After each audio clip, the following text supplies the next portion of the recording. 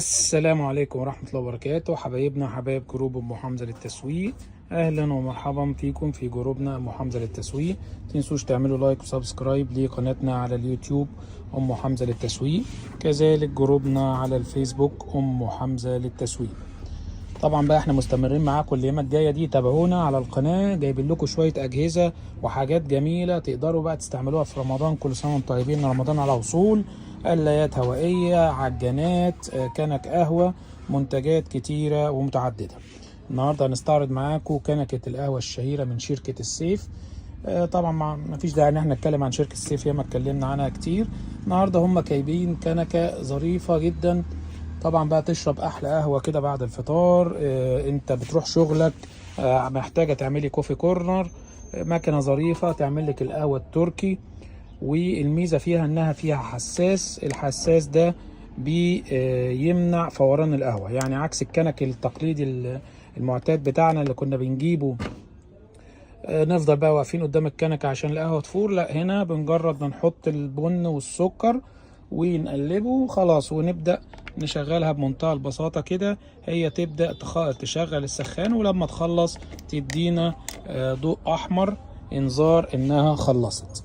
الكنكة دي مميزة جدا، الساعة بتاعتها 250 ملي، يعني تاخد 5 فناجين قهوة مرتاحين. الواط بتاعها، وده ميزة على فكرة في القهوة في الكنكة دي، ان هو 480 واط، يعني ما يقرب من 500 واط. الواط العالي يساعدك ان انت تعمل القهوة بروقان كده، بحيث القهوة تلحق تطبخ. خلينا نشوف كده المميزات اللي كاتبينها عليها. ادي هنا اهو كاتبين المواصفات. 250 ملي، يعني بتعمل 5 فناجين قهوة.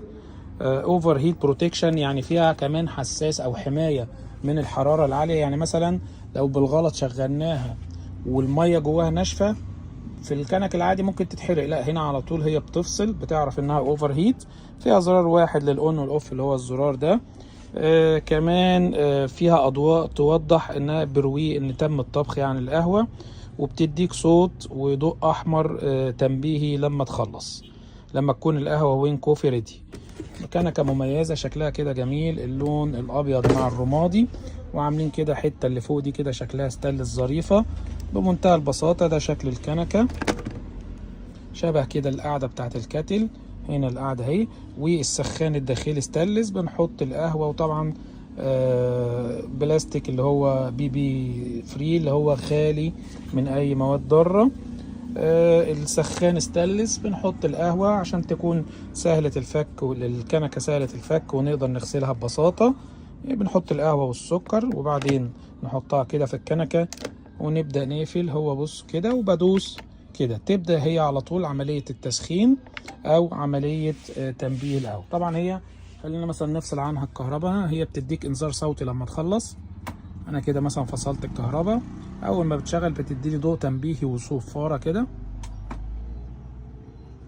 أيوه هي كده خلاص، أيوه أنا فصلت كده أهو، وبنبدأ ندوس كده. خلاص هي كده أصبحت جاهزة انها تشتغل بمنتهى، انها قصدي تبدأ تسوي القهوة بمنتهى البساطة. كنكة مميزة. وطبعا اهم حاجة الحساس اللي بالكهرباء ده، الحساس هيشوفوا هي كده بتدي صفارة، ده الحساس اللي بيحس بالفوران بتاع القهوة، فناخد احلى قهوة مطبوخة بمزاج. وكمان ان شاء الله نطلع احلى قهوة بوش. ده شكل الكنكة، وطبعا بيبقى ليها كده زي بوز من هنا وبوز من الناحية التانية، بحيث لو هنصب كده سواء انت اشول او ايمن، فليها البوز كده من الناحيتين، بحيث تكون سهلة الاستعمال على كل الناس.